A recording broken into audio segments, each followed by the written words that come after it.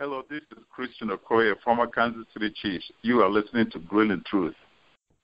Hey, welcome everybody to the Grueling Truth. It's Friday night, so that means we got Mike&Aarons Sports World, brought to you by Gridiron Mo, an interactive football app where you get to call what you think the offense or defense should do during a live NFL game and see what all other fans have called also. Check out Gridiron Mo at www.gridironmo.com.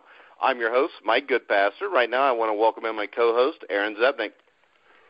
How you doing, Mike? It's been a long time. It seems it's been since the draft, so glad to be back and excited for the guests we have tonight.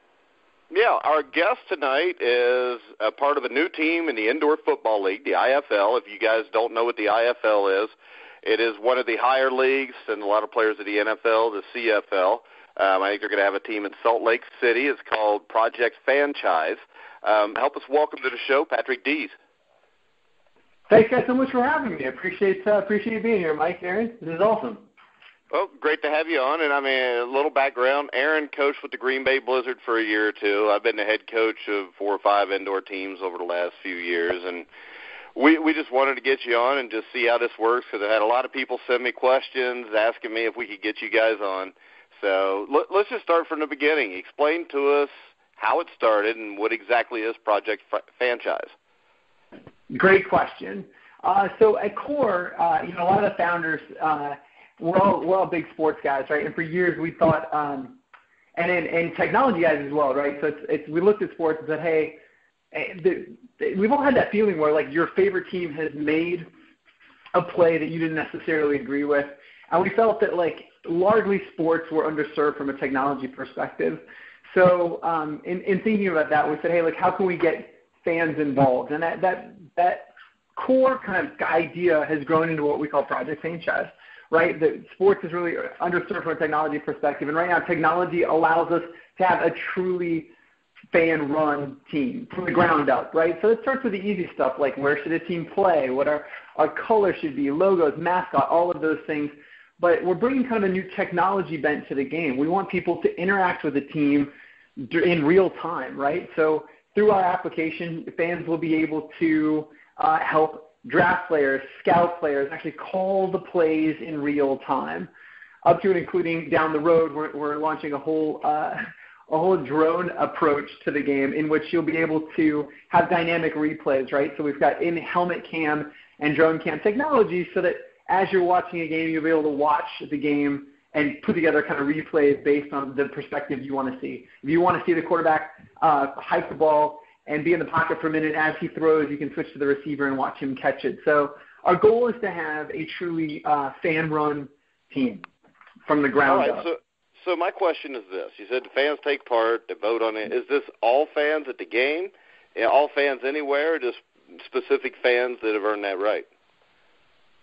So all fans anywhere, right? Like, so we are playing in Salt Lake. So that was kind of the first part of this adventure was we threw that out to our fans and said, hey, here are the 5 cities that make sense. First, we had to pick the IFL, right? And you guys are familiar with that league. We said, hey, these guys are some people who get the concept, kind of in a big, big way. Mike Allenhouse, the commissioner over there, is a big supporter of this idea. He understands that we're changing the way we interact with our entertainment and how we interact with our sports. And he was like, he embraced this kind of in a big way to the point where our first meeting with a lot of the other owners, they said, hey, once you're able to get this off the ground, can we also participate in some capacity? Can we also be a fan-run team?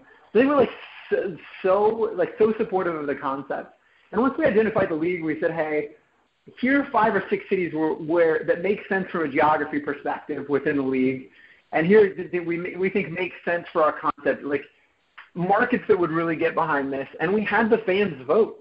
They voted it down to 2. It was a very close race at the end. It was between Salt Lake City and Oklahoma City, and in the end, it was a late push by Salt Lake City. They ended up winning out, and we're playing at the Maverick Center coming 2017.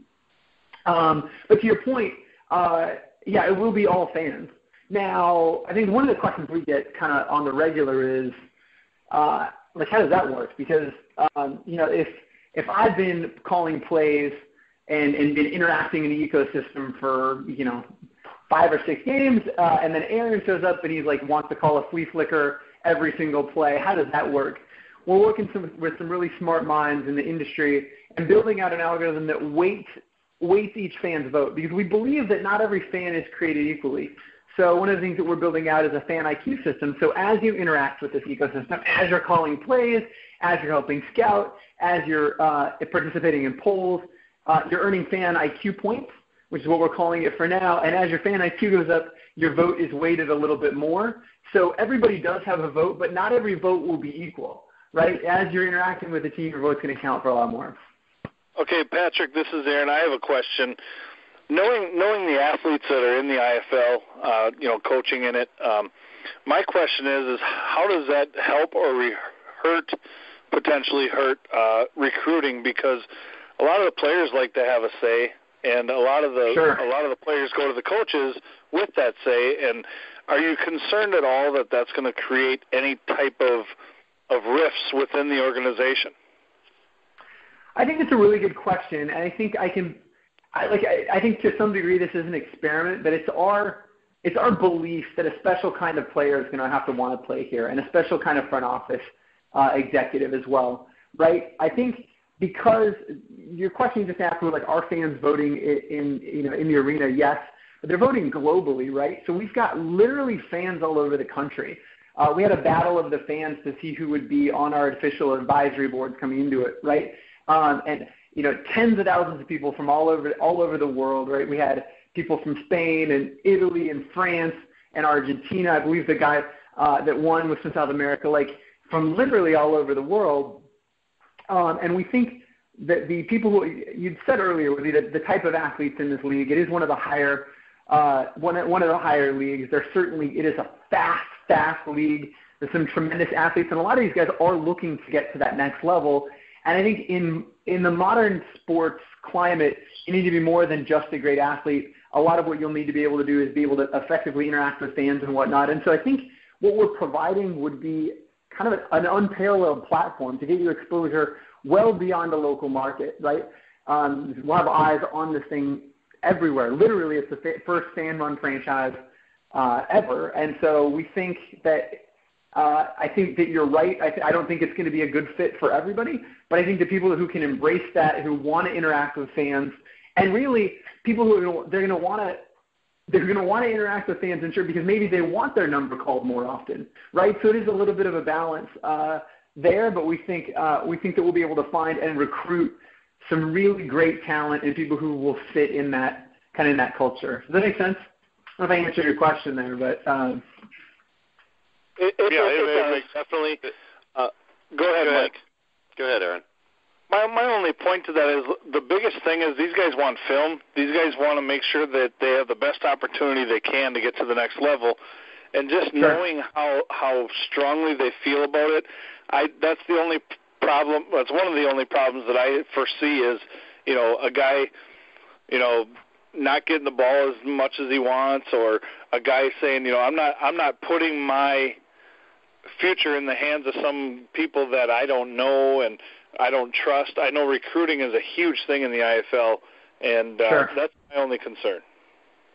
No, and I think it's a valid concern, but the flip side of that is if they are, again, that specific type of player, I think you're right. They're going to want to see film, but that type of player interacts with the fans, becomes a fan favorite, and he's performing when his number is called. I think that will definitely work itself out, and that if we've done our job and we've informed our fans well, right? Like, as a lot of the fans are going to be actively recruiting in tandem with our organization, right? They're doing a lot of the recruiting, so we're hoping that they're out there finding people that will be a good fit in this ecosystem and then working with them. And consequently, like, our hope is that because they're so involved, they have a lot more investment in the team, being our fans, right? It's fan run, and it's like we're hoping that is a real symbiotic relationship. And that's all great, well and good when you're winning, but what I'm thinking is if something happens where you take a loss or two, that's when you find out, how people handle adversity, and it's a dangerous thing. It really is. I think you're right. I think first of all, I love that you said like when you're winning, because I think it's one of those milestones that we kind of can't wait for. I mean, the day that a fan-run franchise beats a traditionally run team, we've changed the game. So just hearing that excites me. But you're right, and that's one of those things that, like, again, we are of the belief that a fan IQ, and not inside our ecosystem, but like the general understanding of the game right now is higher than it's ever been. You've got all these people who play fantasy football and are crazy about it, right? And there's all of these people who play Madden and grew up understanding formations from an early age, and now are at an age where their collective knowledge can contribute to the betterment of a real franchise. So we're kind of this amalgam of fantasy football, Madden people who are calling plays in real time, picking the players, and we really do believe that we can win. And you're right, it's going to be, I think it will be tough like it is on any franchise when we're losing, but we're hoping and betting on that collective intellect to kind of carry us through. All right, now does every fan of the team or anybody get to vote, or is this I know you've got a crowdfunding page. You want to tell everybody about that? Yeah, which has been awesome. We blew through our goal in just about 7 days. You can go to projectfanchise.com, and it directs you over to our IndieGoGo page. You also go to IndieGoGo and search FANchise. But we've got a ton of really cool stretch goals, so please go check that out. I think our goal was just the very beginning. But yeah, so your original question was, hey, you're doing a fundraiser and? Yeah, and I mean, just is that to earn the right for fans? They put money into it. I think it pays for the app, but also do those fans that put the money in, do they get more of a say than people that don't? That's a good. So there are specific perks on there. You can buy a perk that will give you access to certain things for sure. But everybody's going to have a vote. Like I said, not every vote counts the same, but kind of early adopters will clearly be rewarded in the ecosystem with a greater say and additional access. So for sure. And that IndieGoGo is really to help fund the technology. Look, we bought the team. We've got a market. Next up is designing and choosing a logo, designing and choosing colors, then building out our office and whatnot. We're building that's all there, right? But what we're trying to do is literally make this technology world class, and it's an expensive proposition. So that's why we've said, hey, let's get our fans involved, give them an opportunity to have kind of early access and early say into something that we think's kind of creating history here. All right, now you talked about the fan levels, all that. Do you think it's going to be difficult to find a head coach? Because, really, if you're a head coach and you can't call the plays, it's going to be hard to blame that head coach and fire him if you're losing. Maybe that'll make it easier to get a coach. Look, sorry, it was all the fans. No, and yes, again, but we think it's the right head coach. So two things there. One, just like the players, I think we're going to have to find somebody who's a forward thinker and very progressive. And there'll be, we're looking to see what that structure is, right? We know we're going to have a general head coach. We're also going to have a fan coach. And that coach is going to directly interface with the fans, similar to familiar with software. A lot of times people have community managers. I think that'll be very similar, right? So that his or her role in this organization is to teach our fans about what's going on as far as the team's concerned, and also aggregate all of the fans' concerns, comments, questions, and take that to the head coaching staff. So it won't be necessarily the traditional structure, and we're still trying to figure out maybe what that looks like. But you're totally right. I think it will be we need to find the right personality there for sure. But also, on the other side of it, we're still going to find the right mix of coach-run plays as well. We want to get to the point where fans are calling every play all the time, right? Literally, they pull out their device. It comes up with a Madden-style screen where you're surfaced 6 plays that come recommended. And we're working on some really cool technologies to say, hey, here's what we want to play in this situation. But fans will have access to the entire playbook. We don't think right out of the gate that, as we launch in February 2017, we don't believe that fans will be calling every single play. And it may be 15, 20 plays during the course of any given game. You'll be pushed an alert and say, hey, get ready. It's a fan-run play here in 2 downs, something along those lines. And I think the goal is to ramp to every single play. So out of the gate, fans, our coach is going to have a lot of oversight, a lot of interaction, and always will too, as far as managing personnel and those types of things. But all right, so my question you're totally right. You go in at halftime, you're down a couple touchdowns, you want to make adjustments. correct? I mean, when you Sure. go to make those adjustments, it's